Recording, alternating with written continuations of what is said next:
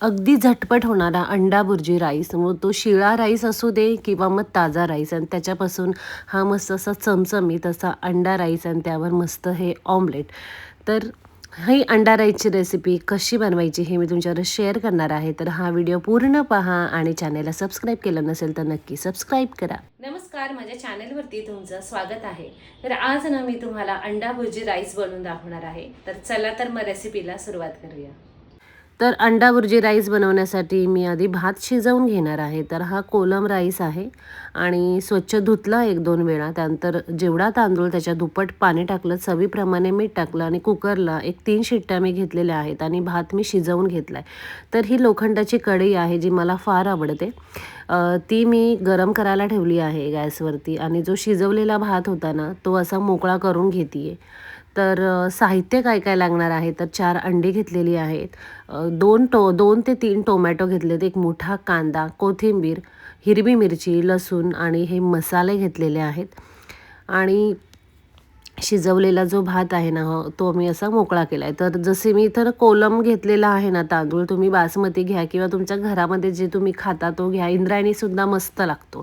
तर कढई छान गरम केली आहे. त्याच्यामध्ये 2 ते 3 चमचे तेल गरम करून घेतलेलं आहे. यामध्ये तर जिरे टाकून घेते आहे. त्याच्यानंतर हिरवी मिरची आणि लसूण आणि मग त्यानंतर कांदा आणि टोमॅटो छान मिक्स करून घ्यायचं आहे. छान गाडीवरचा जो अंडा बुर्जी राईस असतो ना, तो खाल्ल्यावर कसा फील येईल तसा फील यावा म्हणून मी ही लोखंडाची कढई वापरलेली आहे. आणि खरंच या लोखंडाच्या कढईमध्ये जेव्हा आपण जेवण बनवतो म्हणजे राईस म्हणा किंवा कोणतीही पालेभाजी वगैरे, तर याची चव छान लागते.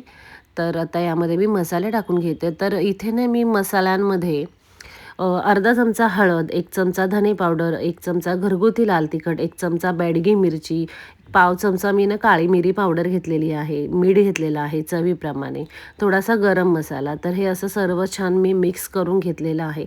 आणि त्यानंतर मग यामध्ये मी 4 अंडे टाकलेली आहेत आणि छान ना याची अशी मस्त बुर्जी बनवायची आहे.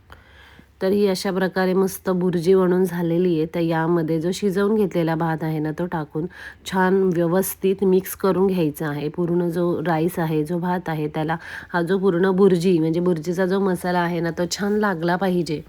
तर हा राईस बनवताना तुमच्या आवडीचे तुम्ही मसाले यामध्ये ॲड करा. टोमॅटो थोडेसे जास्त टाका. त्याच्यामुळे एक छान अशी ग्रेव्ही तयार होते आणि त्यामुळे ते भाताला पण तो मसाला असा छान लागतो. तुम्हाला हवं असेल ना, तर यामध्ये थोडासा शेजवान सॉस, चटणीसुद्धा तुम्ही टाका. त्यानेसुद्धा राईस मस्त लागतो.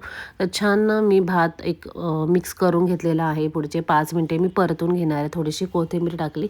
छान सर्व असं मिक्स करून घेतलं आहे.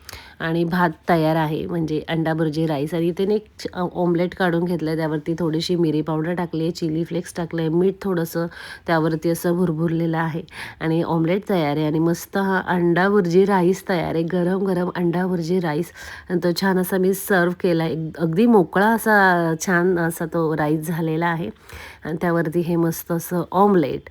तर मस्त अंडा बुर्जी राईस बनून तयार आहे. अंडा भुर्जी राईस बनवल्यानंतर ना एखादं असं छान ऑमलेट त्यावरती ठेवा किंवा त्याबरोबर खा. मस्त फील येतो हे अंडा भुर्जी राईस खाण्याचा. तर मस्त हे अंडा भुर्जी राईस तुम्ही घरी नक्की ट्राय करा. व्हिडिओ कसा वाटला कमेंट करा, लाईक करा, शेअर करा, सबस्क्राईब करा. धन्यवाद.